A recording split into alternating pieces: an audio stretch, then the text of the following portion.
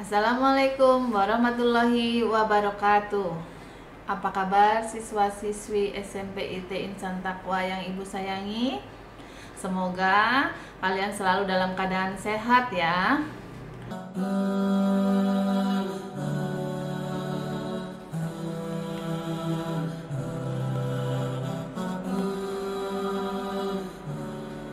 Hari ini kita akan belajar tentang bentuk-bentuk interaksi sosial.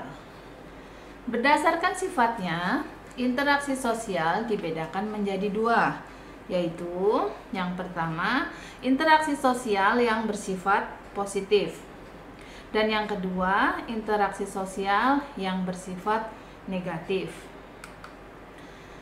Interaksi sosial yang bersifat positif atau disebut juga proses sosial asosiatif.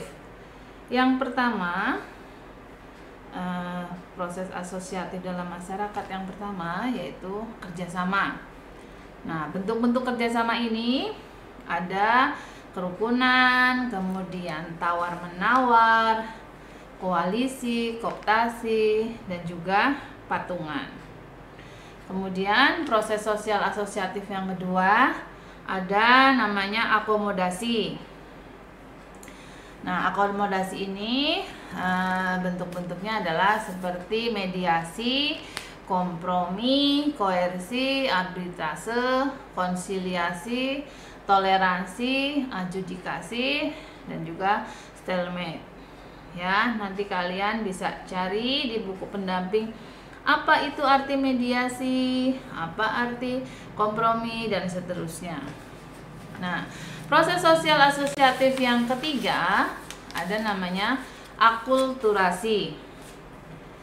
Akulturasi merupakan penerimaan dan pengolahan unsur-unsur kebudayaan baru dari luar menjadi bagian kebudayaan suatu masyarakat tanpa menghilangkan ciri khas budaya yang asli.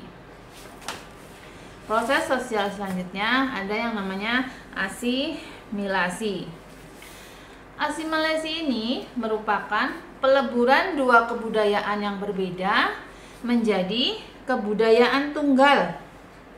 Yang kemudian budaya yang terbentuk ini diakui menjadi milik bersama. Selanjutnya, proses sosial asosiatif yang terakhir ada namanya amalgamasi. Nah, ini meleburnya dua kelompok budaya berbeda menjadi satu dan menciptakan kebudayaan baru. Selanjutnya, tadi ada yang positif, sekarang ada yang namanya bentuk interaksi sosial bersifat negatif. Nah, negatif ini mengarah pada perpecahan. Proses sosial disosiatif yang pertama ada persaingan atau kompetisi. Persaingan atau kompetisi memiliki dampak negatif, tapi sebenarnya juga memiliki dampak positif, ya. Dampak negatif persaingan yaitu melemahnya ikatan sosial dalam masyarakat atau disorganisasi sosial. Disorganisasi sosial terjadi apabila masyarakat tidak mampu menyesuaikan perubahan akibat persaingan. Nah, disorganisasi ini dapat menimbulkan perpecahan di dalam masyarakat. Tapi walaupun begitu, sebenarnya dalam persaingan bisa juga menimbulkan hal-hal yang cukup positif, artinya kompetisi ini bisa meningkatkan kualitas seseorang atau kelompok untuk menjadi lebih baik lagi, gitu. Ya. Nah, selanjutnya proses sosial disosiatif yang kedua ada kontravensi. Kontravensi ini merupakan sikap mental yang tersembunyi terhadap orang lain atau usaha merintangi atau menggagalkan tercapainya tujuan pihak lain.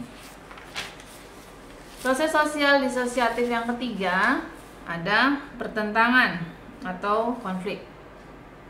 Pertentangan atau konflik dalam masyarakat tidak bisa dihindari, tetapi dapat dicegah. Ya, dengan cara apa? Dengan cara mengembangkan sikap toleransi dan menghargai perbedaan di dalam masyarakat. Nah, Selanjutnya, kalau tadi berdasarkan sifatnya, sekarang interaksi sosial berdasarkan pelakunya dibedakan menjadi 4, yaitu interaksi sosial antar individu dengan individu. Misalnya antara Tika dengan Dewi. Jadi ada individu dengan individu. Kemudian interaksi sosial antara individu dengan kelompok. Contohnya misalnya guru dengan siswa-siswanya di dalam kelas. Kemudian interaksi sosial yang ketiga ada interaksi sosial antara kelompok dan individu. Dan yang keempat, antara sosial antara kelompok dengan kelompok. Gitu ya. Selanjutnya, kita akan belajar apa sih pengaruh interaksi sosial terhadap kehidupan dan pembentukan lembaga sosial. Nah, kita pelajari dulu yang pertama, pengaruh interaksi sosial dalam kehidupan sosial, ekonomi, dan budaya. Dalam bidang sosial, adanya interaksi dalam kehidupan sosial memudahkan masyarakat bersosialisasi dan menyelesaikan pekerjaan bersama.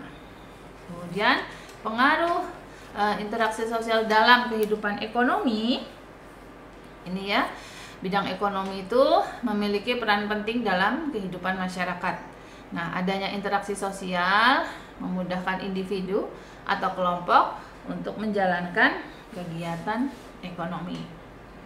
Nah, dalam bidang budaya, interaksi sosial ini mendorong tersebarnya budaya suatu daerah untuk dikenal dan dipelajari oleh masyarakat lain. Selanjutnya, kita belajar tentang interaksi sosial melatar belakangi terbentuknya lembaga sosial. Seperti yang kita tahu, kebutuhan manusia bersifat tidak terbatas. Kebutuhan diperlukan manusia untuk melangsungkan dan menyejahterakan hidupnya. Akan tetapi, manusia tidak dapat memenuhi kebutuhan tersebut dengan kemampuannya sendiri. Kebutuhan tersebut dapat terpenuhi apabila berinteraksi dengan pihak lain yang memiliki barang ataupun jasa. Interaksi inilah yang berperan dalam pembentukan lembaga sosial. Nah, bagaimana proses pembentukan lembaga sosial? Nah, kita pelajari bahwa proses pembentukan lembaga sosial itu berawal dari interaksi sosial. Nah, interaksi sosial ini dilakukan manusia sebagai upaya pemenuhan kebutuhan hidup. Kebutuhan ini mendorong pembentukan norma sosial. Selanjutnya, norma sosial akan mengalami proses institusionalisasi, di mana hal ini akan berhasil apabila norma diinternalisasi oleh masyarakat. Dan tahap terakhir baru terbentuklah yang namanya lembaga sosial. Nah, sekian materi dari Ibu. Banyak membaca. Terima kasih atas perhatiannya dan tetap semangat untuk belajar. Wassalamualaikum warahmatullahi wabarakatuh.